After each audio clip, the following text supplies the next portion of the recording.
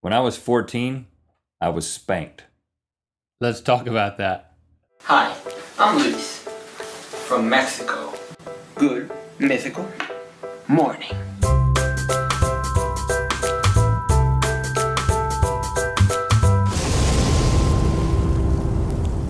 Good mythical morning. Today's episode is brought to you by the Rhett Link Kommunity, where mythical beasts gather to hopefully conspire to win Supernote. Yeah, people, by Monday, we'll be a quarter of a way through the competition, and we need you beasts to mount up and get going here. We need to move up the rankings a little bit. Help us out here. I know a lot of times Team Mythical Beast makes a late surge. Right, there's lots of you who are training for the long that. note, and that's great. If you're training, keep training. But if you're on the fence of whether you're going to contribute or not, if your note is even this long, it helps that much. Please don't talk like that. So please join our team. That's discouraging people. You can win a nil away for top hats, or some other stuff too. Forgot about that. Go back and watch that. Great prizes. The team video and get all the scoop on that. Join up, people. Okay, listen. Ran across this article out of Stockholm, Sweden, and it reminded me of a story from our past. Huh. In Stockholm, a man was convicted of smuggling, but then he outwitted his jailers. Smuggling what? It doesn't even say. Doesn't matter. He outwitted his jailers by sneaking in a friend to serve most of his year-long prison sentence. He snuck a friend into prison instead of him. How ironic is that? He's a smuggled. smuggler, yeah. He smuggled a friend in to serve what ended up being, I think, 9 months of a 12-month sentence. Like the friend was in a suitcase. He was like, "It's my personal items." No, I think what he did was he just took his license, but he put the other guy's picture on it. Oh, that's smart. The smuggler's picture on it. That's all it takes in Sweden, I guess. I mean, we got some people watching in Sweden. Let us know how easy prison it is. in Sweden is like going to like a hotel of some kind. Oh, really? You've been there? Yeah, it's like a Holiday Inn Express experience. My real question is, well, they found out after the guy's sentence was up. You know, they released the guy, and I guess on his way out, he's like, "Oh, by the way, I'm not him. I'm his friend." You know, he just couldn't help himself. But my question is, so now they're searching for the guy to put him in prison, and I'm wondering if the friend who already served his term is then going to be punished and is going to have to serve more, because that would suck. Oh, please, I hope not. I think he should be convicted of something like volunteer imprisonment, which that shouldn't be legal. Yeah, there's no laws against that. But then he can say, "But you've already served your term." It's like you served it ahead of time. But it got me thinking. You know, if I was convicted of something, would you take my place? Would you be willing to do that, friend that you are? No, not a chance. You didn't even have to think about it. Of course not. No, I'm not going on the inside. This is America. Prison is crazy. But it would be prison in Sweden, because that's where I'm going to do all my wrong things. Oh, definitely. In fact, let's do it now. Let's go to Sweden and commit crimes left and right, and let's both go to prison. Yeah, it'll be a respite. A respite. It'll be like a year-long resort experience. Only one of us needs to go. That's the whole point, is that one of us would be out and one of us would be in. And the one who's in is the one who shouldn't be in. We'll tag team it. Every week, I'll come on the weekends. You're in. Clock in, clock out. Yeah. But like I said, it reminded me of an experience from our childhood, or actually many, that in some ways is the opposite of this. We would do something and we'd both get in trouble, but then you would go home and receive a punishment from your parents, and then my mom would glom on your punishment to me sometimes. She looked to my parents to see the level of discipline, right, and then she administered that to you. Oh, he got 1 year in Sweden. Then you get 1 year in Sweden. Yeah. And if she didn't hear, then I didn't get anything. Right. That's just how it worked. Let's take a specific example. Let's tell them about the rooftop story and what happened there. Okay, this is when we were 14, about the same time that we were working on our magnificent magnum opus, Gutless Wonders. So we're talking 8th grade-ish? Yeah, I believe this was summertime, so I believe this was actually, if I was 14, this is right before I went into high school. So this is pre-freshman year in high school. And we've established before in previous episodes of Good Mythical Morning that Buies Creek was a pretty boring place during the summer. You had to create your own fun. Of course, one of the great things about Bowie's Creek is that it had Campbell University. So 2 14-year-old boys had access to this huge campus. So the thing we did is we would just go into buildings and explore. And we would, if we could, we would try to get upon the roof of said buildings. Well, I think this is the first instance that inspired us to do that, because I remember going in the business administration building. We were in the stairwell going up, and you're just going up, and you're looking at, oh, there's people in this floor. Let's go to the next floor. There's people on that floor. Let's go to the next floor. I don't know what we were looking for, just to like pillage or something. We weren't going to steal. We were just going to rummage. We were going to smuggle something in there. And no, we weren't.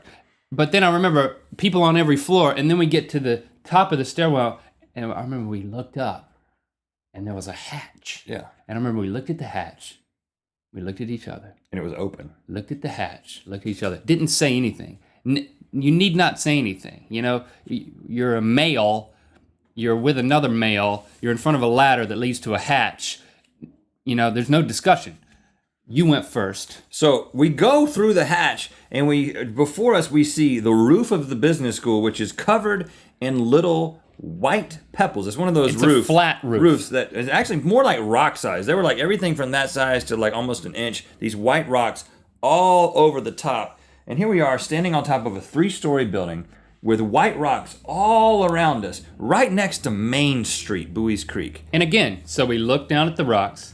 We look at each other. Look down at the rocks. Look over the building. Look at each other. No need for discussion. We know what we're going to do. We're going to start throwing rocks off the building. Wouldn't you? In every which way. Because. And we like just started one at a time, 2 at a time. Tossing them.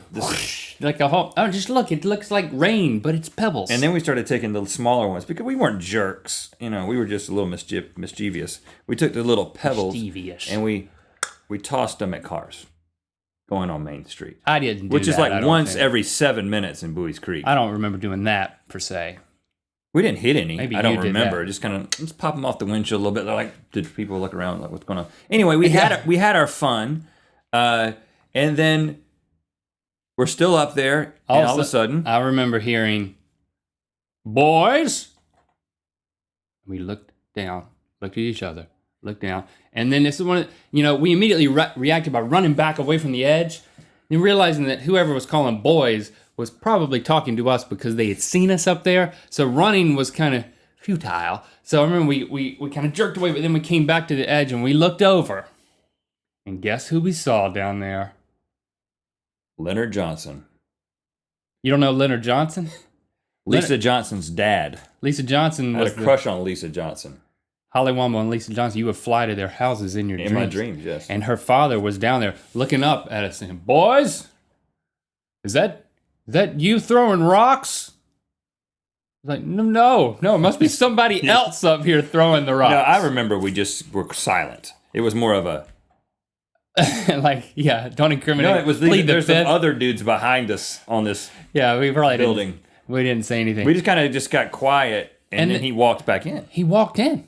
He just walked back in. And then, okay, we're like, well, he's coming up here after us. So we ran down like a fire drill, ran out, got on our bikes or whatever, and got out of there and escaped. We made it out scot-free. So, yes! The rest of the day passes, and I eventually go back to my home, and then my dad, who taught summer school, or was usually over there at Campbell teaching in the law school, he comes home dinner time. Mm-hmm. But instead of just coming home, taking his coat off, sitting down, he comes over to me. He says, "I got something I want to talk to you about. Come with me. Come to the bedroom." Come to the bedroom? So I go in there. I sit down. Now let me preface this with the fact that I, at the time, was 6'4", 6 feet 4 inches. It's taller than me now. Okay? My dad was 5'10". Okay. And he had been looking up to me for a couple of years at this point. Okay. Now, growing up, my parents punished me and my brother in several different ways. One of them was spanking. Okay? We were spanked on a fairly regular basis. It's a conventional method of discipline. But by the time I was 14, I was like, well, of course I'm 14. I'm not going to get spanked anymore. But You're also not going to throw rocks off the business administration building, are you? right. So he says, Leonard Johnson came by today. Yeah, Leonard Johnson, Lisa Johnson's dad. I got a crush on her daughter, but I won't tell you that. He said he saw you and Link throwing rocks off the top of the business school at cars. Is this true? And I said, You're like looking for a way to run away, right? I was like there was no getting away from my dad. He was in control. I was just like, yes, it's true. Sheepishly said, yes, it's true. It's not something to be proud of. He says, okay, bend over. That was it? Bend over. And I'm like, is he really going to spank me? He is going to spank me on the bottom. I'm 6'4". Not when you bend over. Long story short, I bent over. And I received maybe two Just two? very brisk wraps of the belt.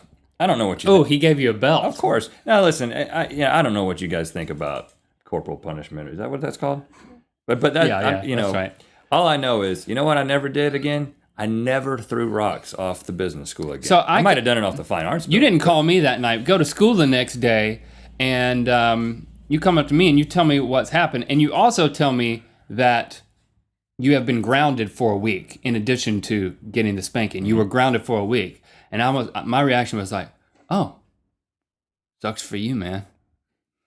Until I get home that night, my mom's like, "Link, I talked to Jimmy and Diane, and I heard what you and Rhett did, and you also are grounded for a week." She didn't say bend over though. She didn't say bend over. Because you, unlike me, you were never spanked, which explains a lot. It's why you're not well behaved. I was That's why spanked. you're a loose cannon. I was spanked a couple of times as a kid. By your mom? No, by Jimmy, my stepdad at the Oh, time. He would spank me, and I deserved it, and I'm in favor of it. Really? Okay, let's make that another No, episode. I'm in favor of it for myself back then. I'll clarify. Drill Sergeant Rhett yells at Private Link, "Listen here, you punk! You came in here, you thought that this was gonna be an easy ride? You thought this was gonna be a Swedish prison? This is no Swedish prison! This is base camp, or what do you call it? Basic training! And the basic idea here..." Oh, is this your friend? No, that's me. This is not you. This is your friend. Where's your No, friend at? Where's your friend at? He paid me to jail sit for him. Really?